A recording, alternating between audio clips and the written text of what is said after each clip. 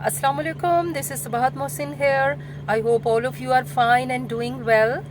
आज मैं बात करूँगी उन स्किल्स के बारे में, उन महारतों के बारे में कि जो एज़ वालिदैन, एज़ टीचर्स हमें अपने बच्चों को सिखानी चाहिए।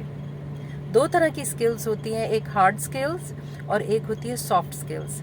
हार्ड स्किल्स जो हैं वो टेक्निकल स्किल्स होती हैं जो कि किसी भी प्रोफेशन से रिलेटेड, किसी सब्जेक्ट से रिलेटेड हम अपने बच्चों को सिखाते हैं या हम खुद सीखते हैं। इसमें आप ये समझ लें कि हमारी जो डिग्रीज़ हैं, हमारे मुख्तलिफ़ कोर्सेज़ हैं, जो मुख्तलिफ़ सर्टिफिकेशन है, ये सारी हार्ड स्किल्स में आती है जो कि हमें हमारे प्रोफेशन को अडॉप्ट करने में, प्रोफेशन को अपनाने में और टेक्निकल नॉलेज में हमें वो फ़ायदेमंद होती है।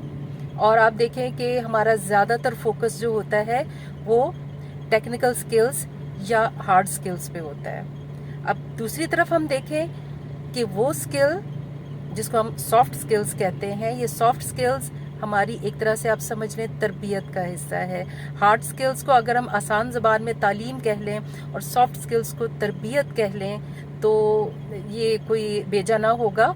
सॉफ्ट स्किल्स जो हैं ये ऐसी नॉन टेक्निकल स्किल्स होती हैं जो कि हमें अपने बच्चों को सिखानी चाहिए हैं। जितनी जल्दी हो सके अर्ली एज में सिखाएं उतनी ही उनकी कामयाबी है।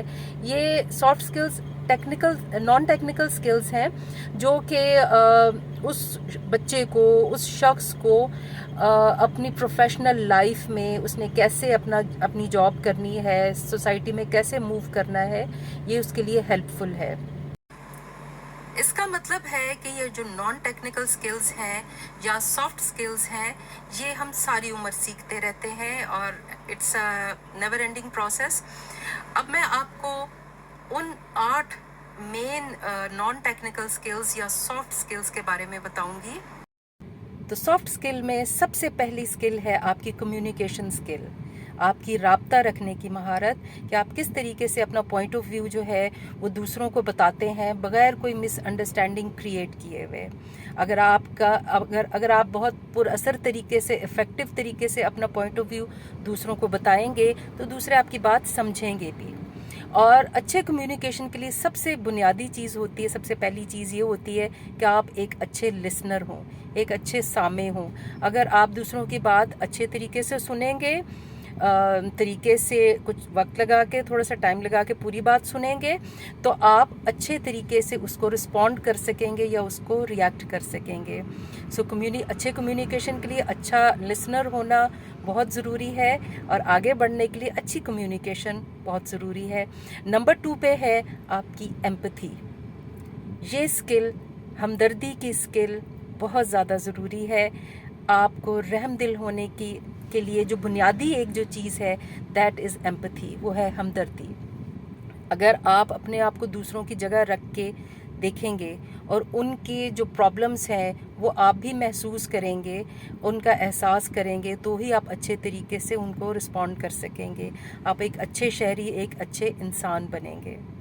नंबर 3 पे है एटिकेट्स, आपकी तहज़ीब व तमद्दुन, आपका आदाब, आपके जो कि हमें अपने बच्चों को सिखाने बहुत ज़रूरी हैं। शुक्रिया कहना, सॉरी कहना, उठने बैठने का तरीका, बातचीत करने का तरीका, आपने किस तरीके से इफ़ेक्टिवली बात करनी है, आपकी बात में कितना ठहराव होना चाहिए है, आपकी बॉडी जेस्चर जो है, आपकी बॉडी लैंग्वेज जो है वो कैसी होनी चाहिए है, दूसरों से लेना और देना किस तरह करना है।